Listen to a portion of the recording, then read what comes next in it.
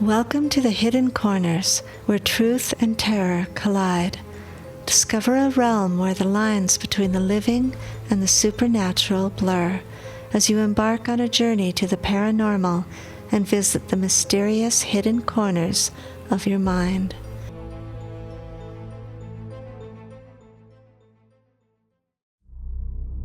This is Book 3 of the Wolfman Chronicles, Chapter 8, HOWL. And we're still in Montana, North Dakota. The she-wolf speaks. The bitter cold of winter seeps into my bones, a constant reminder of the harsh reality of my life in the wilderness. Each day is a struggle against the elements as I huddle with my new young packmates beneath the shelter of the trees, seeking refuge from the biting winds and relentless snowfall. Most of the time we stay hidden in the barn where the men can't find us. Now the landscape here is beautiful, transformed into a winter wonderland, blanketed in a pristine layer of white that stretches just as far as an eye can see. It feels familiar to me. It feels like home. My days now blur together into a routine of hunting and huddling as we scour the frozen landscape in search of prey. Rabbits, mice, birds. Food is scarce, and hunger gnaws at our bellies with each passing day.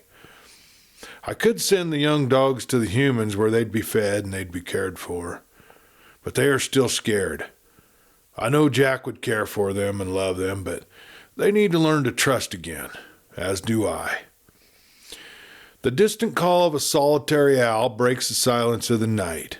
In these moments of solitude, I find solace in the companionship of my packmates. We've become a family, and so I wait, knowing that each passing day will bring us closer to the end of winter and the beginning of a new season filled with hope and possibility. The snow continued to fall. Deep drifts piled high against the side of the barn and against the trunks of trees, obscuring their once familiar shapes in a sea of white. The world was hushed, as if holding its breath in anticipation of the next move, the next storm, the next crisis. Every gust of wind sent the snow swirling in eddies. It was a scene of serene beauty, yet beneath its tranquil surface lay the silent threat of isolation and danger. The endless hours stretched on. Jack and Miguel grew restless, just tired of waiting and watching. Maybe no one is coming, Jack. Maybe this whole thing will just blow over. Maybe we should leave, go back to Mexico. Jack was pacing again. No, we can't just walk away. I need to clear my name, and I need justice for Angus and Trixie's deaths and the ranch hands. Too much has happened here, and I need to find a way to fix it. But sitting here, getting hypnotized by the snow falling outside, isn't doing either one of us a bit of good, Miguel replied. Let's drive into town, get some dinner, and his words were broken by the sound of Jack's phone ringing. Jack glanced at the screen and hit the speaker button.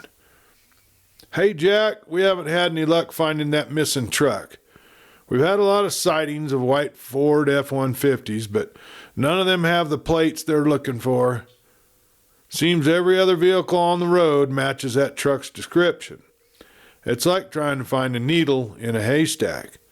Until he uses his credit card again, we just don't have a chance of knowing where he's at. Deputy Bill Riley had spent all morning on the phone with officers in towns all up and down the Highway 2 corridor, from Montana all the way to North Dakota and, well, every road between that led into Canada. Now, there's a good chance he knows someone and he's holed up at someone's place. We just have to be patient. See, he'll show up eventually. Anyway, how are you guys holding up over there? Do you need anything? Man, we're going crazy over here waiting for something to happen. I can't help but feel this is the calm before the storm. Yeah, well, it's storming something fierce, so that might be keeping our bad guys away. Speaking of which, I found out plenty of information on that C-Bar C ranch you were talking about. It's definitely run by the cartel. They're known as the Gattisnista Self-Defense Forces of Colombia, and they're known for smuggling drugs and weapons and migrants. They got thousands of members. You might have heard of the name Diaro Usaga, the guy they call Otoniel. He was the kingpin, but he's now serving 45 years here in the U.S. Now, there's plenty of others vying for that top spot right now. Did you know that a kilo of cocaine in Colombia sells for $2,000 and fetches up to $25,000 in the United States? And if that sounds like a lot, it can sell for $35,000 in Europe, $50,000 in Asia, and up to $100,000 in Australia. With this being a presidential year, they're focusing on fentanyl and migration issues in Washington. Meanwhile, transnational organized crime is focusing on the cocaine bonanza while our politicians are distracted. We're about to see a real shitstorm, if you ask me. Jack spoke up. Miguel was just asking me if we should leave. Maybe head back to his ranch in Mexico until things blow over here. I don't think that's a good idea, Jack, the deputy responded. I'd hold out for a bit longer, at least until we can find Buck Brady. Who knows, maybe the cartel got a hold of him already. Well, that's a possibility, Jack replied. Any word on the FBI investigation? Yeah, they want to talk to you, Jack. I gave them my word that you were not involved, but don't think this is the end of the whole affair. I'm thinking they're going to expect you to help them. You may just have to work a deal with them. They're sending an agent out next week, so if you're thinking of leaving, you better stick around till then anyway. Well, Jack knew Kat would be disappointed. She had told him she had big news, but wouldn't give him any details. He guessed it meant she was thinking of getting married, making it a double wedding with Julian and Juanita. Now, it made him pretty happy. She was in love, and it was good to see her so happy. He missed her. It felt like he'd been gone for a very long time, and yet it had only been a couple of months. Miguel, if we're going to be stuck here for another few weeks, we need to do something besides just sit around this here ranch. We need to get the horses out. We don't have any spring calving with all the cows gone, so it's a good time to get those back fences fixed up. And even though I need to stay here for a bit longer, well, now you can head back if you'd like. No way I'm leaving. Seeing your sorry face around here is better than hanging around listening to wedding plans. If you're staying, I'm staying, Miguel replied. Well, it had been a long day, and still no word from Dakota. Steve Oswald had been a parole officer too many years now, long enough to know better than to trust a young punk like Dakota. He'd had hope for that young man. He'd even convinced the judge to go light on the boy, just to let him have a job. He'd placed other young, troubled men in the Park Service over the years. Some of his guys had even become forest rangers. Dakota, he was a likable young man, not too smart, though. He had a way of getting by with his boyish good looks and charm. Well, Oswald remembered the first day he had met Dakota, handcuffed and looking like he'd spent the night rolling in the gutter. He'd been picked up for public intoxication and booked into the county jail. The judge had assigned Oswald the case, and though he was getting ready to retire, he'd accepted it. Dakota had a drinking problem, but he wasn't really a violent offender. So Oswald had arranged Dakota's interview and put in a good word for him with the supervisor. Now, the very same supervisor who had left numerous phone messages earlier in the day wondering where the hell his employee was. He told Oswald that if Dakota didn't show up for work the next day, he'd lose his job. And that meant back to jail. Steve got in his Prius and headed for Kalispell. He checked Dakota's apartment, asked around at his usual hangouts, see if he could find that boy. Called his wife and let her know he wouldn't be home for dinner. Bored already, though they'd barely driven an hour, cricket, she began digging through the glove box of the pickup truck. First thing she noticed was the gun. The second thing was the car registration. Now, why does this say Charles Whitmore, she asked, holding the registration papers in her hand. He's just a guy that gave me his truck, Dakota replied. He gave you this truck? And his gun too? Is that his or is it yours? Dakota grinned. Well, it's mine now. Cricket stared ahead at the road. Did you steal this truck, Dakota? I mean, it's okay with me if you did. It's a nice truck. Well, let's just say that circumstances put it right in my hands. It is a nice truck, isn't it? Better than my old blue Camry, he laughed. Cricket thought about the idea of driving to North Dakota in a stolen pickup truck. She decided it was much more exciting than staying home in Wolf Point, especially since her dad had moved back home. Her mom had finally kicked him out of the house a couple of months back for cheating on her. But then the rent came due and she took him back in. At least he has a steady job working at the casino, her mom had told her. If he wants to sleep around, so be it, but he better at least pay our bills. If you stole the truck, did you switch out the license plate, she asked. Well, Dakota looked surprised. I didn't even think of that. Why would we need to if they're not looking for us? Well, first of all, why wouldn't he be looking for his truck?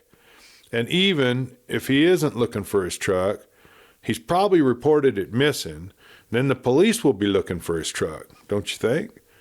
Dakota thought about that for a minute, then replied, well, let's just say I know for a fact that he isn't looking for his truck, and I know that he hasn't reported it missing. So we don't have anything to worry about. Did you kill him? Cricket asked him real matter-of-factly like. Nope, I didn't kill him. A bear did. Cricket nodded her head like she didn't believe him. Yeah, right, a bear. Really.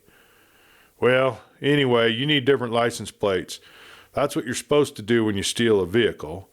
We're about to head into Williston. Let's stop at a busy parking lot and we can steal some plates. You got a screwdriver in here someplace?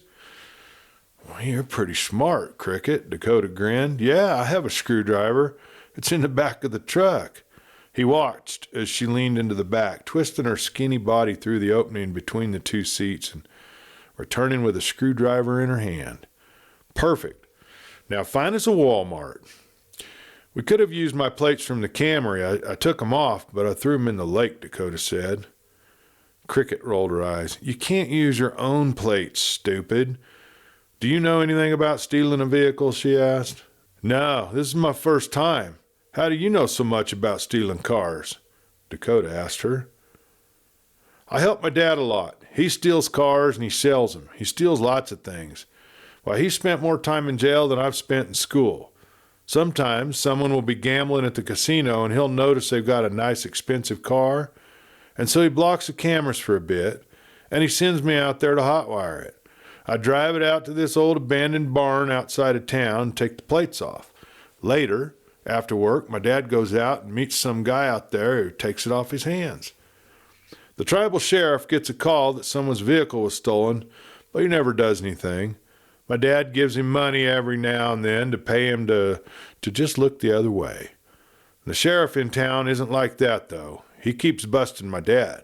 But see, my dad's always at work when these cars go missing, so he's usually just off the hook.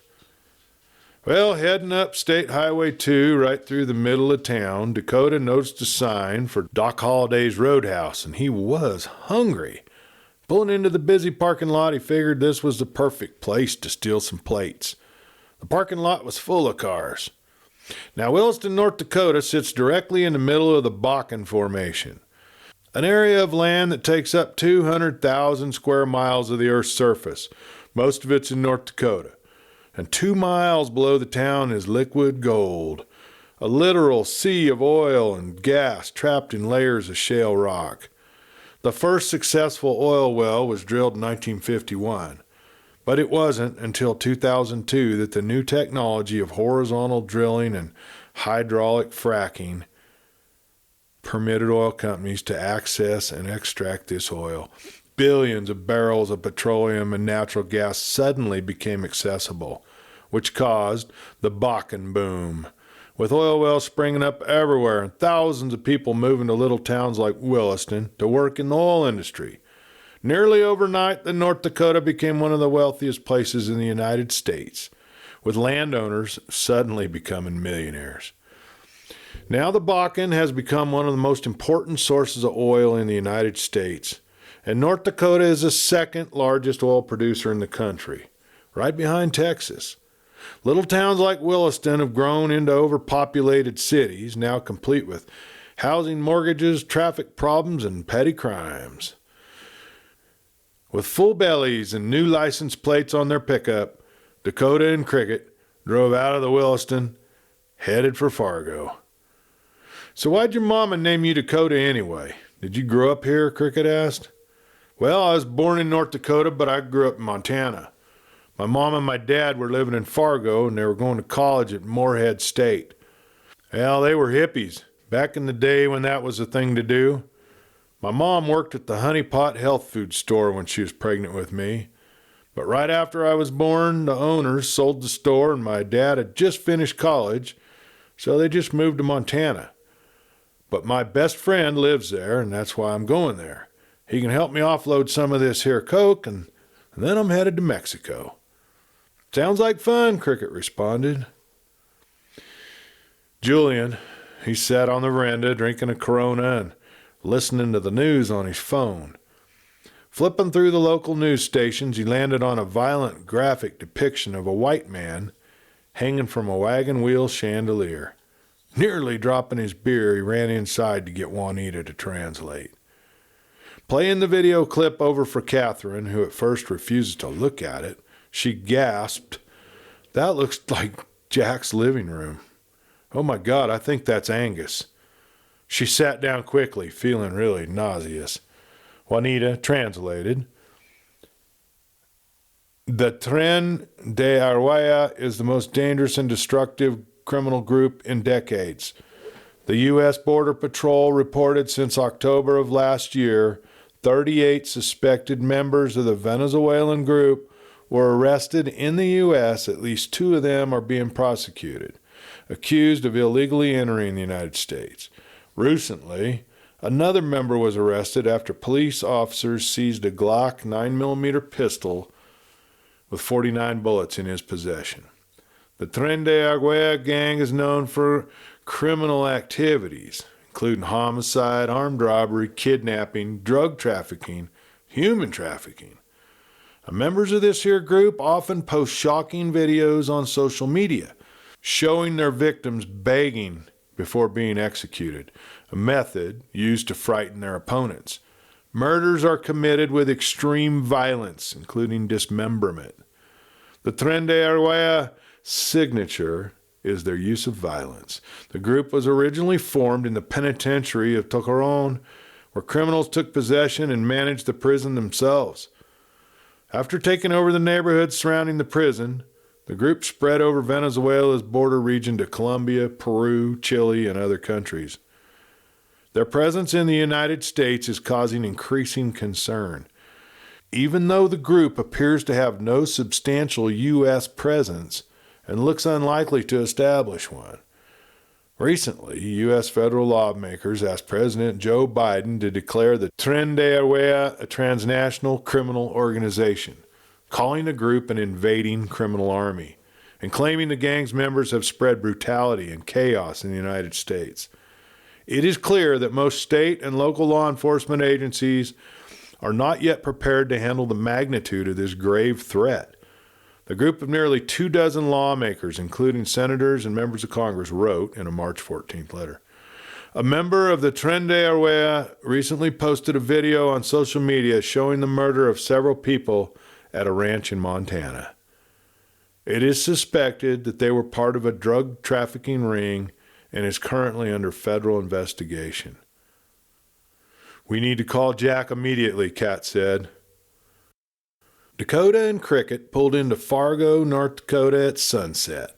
His friend Sparrow lived in the Block 6 apartments downtown. Now, it was ironic that it was the same building where the Honey Pot health food store had existed back in the late 70s when his mother worked there. There were still a few remaining retail stores on the lower level, but the rest of the building had been converted into apartments. Now, Sparrow had attended high school with Dakota, but had moved to Fargo to attend Morehead State, or at least that is what he had told his parents. So he had no real interest in earning a degree. He worked as a bartender at the Blarney Stone pub, only a few blocks from his apartment, and he sold enough weed on the side to pay his bills. Dakota sidled up to the bar where Sparrow was pouring drinks, a big old grin on his face and his arm around a pretty girl with blue hair. "Hey, bro, damn, it's good to see you," he hollered across the bar. Sparrow poured them both a Guinness and handed him his apartment key. "Make yourselves at home. I'm working a double tonight. Got any of that blow on you?" Dakota pulled a small bag of white powder out of his pocket and tried to slide it across the bar. "Hey, not here," Sparrow pointed his eyes up towards the camera. "Meet me in the men's room." After doing a couple of lines, Dakota left the bag with Sparrow. "There's a lot more of this in my truck. Do you think you can help offload this?" Sparrow closed his eyes and let the impact of that first snort hit him. Then he slapped Dakota on the back. "I know just who to introduce you to. Let me make a couple calls and we'll go visit some friends tomorrow." That little apartment that Dakota lived in was empty, and his car was not parked at any of the local bars that he frequented. Steve Oswald was angry. He'd wasted too much time looking for the kid, and he was angry that Dakota had not returned his calls or texts. He'd have to call the park supervisor in the morning and write a report for the dismissal of the agreement. This meant that Dakota would have to return to jail. Feeling disappointed and tired, Oswald drove back to his home in Hungry Horse. The next morning, Oswald decided to take his wife out for breakfast before calling the park office. Halfway through their meal, his phone buzzed in his pocket. He glanced at the caller ID.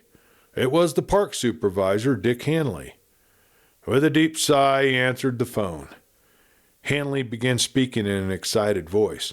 "We found Dakota's car. It was abandoned on a logging road here in the park. License plates are gone and there ain't no sign of Dakota. It looks suspicious.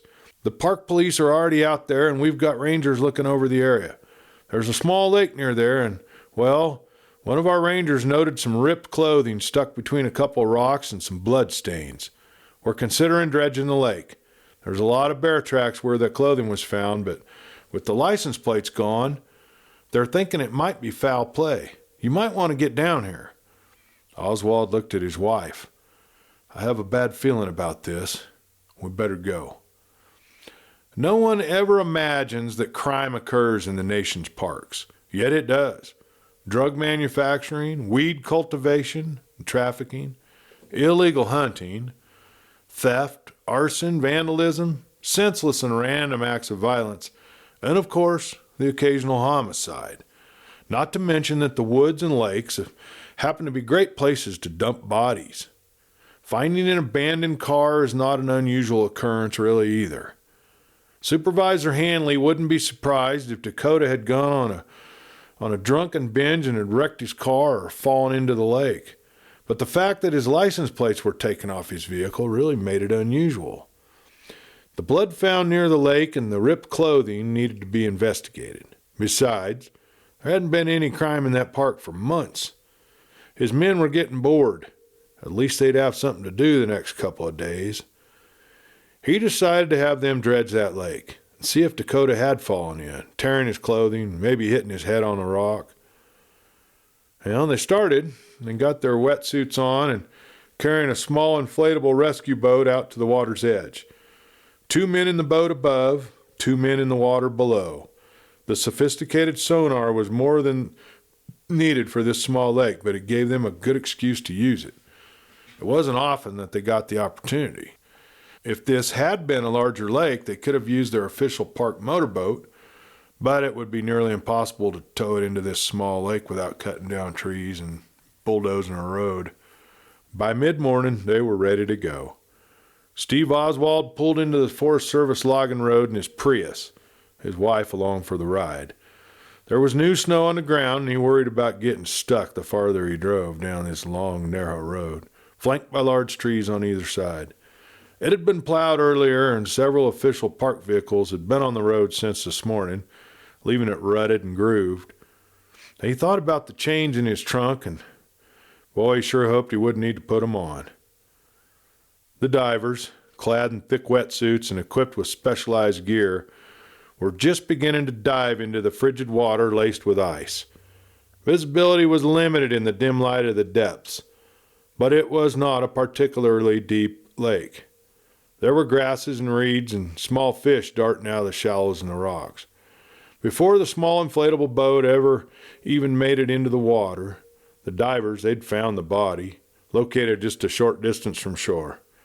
One of the divers cut the rope that held that large rock attached to the body, and the two divers each took an arm and dragged that body to shore. Oswald and Hanley ran to the body. Though it had appeared to have been in that water for a few days, it was most definitely not Dakota.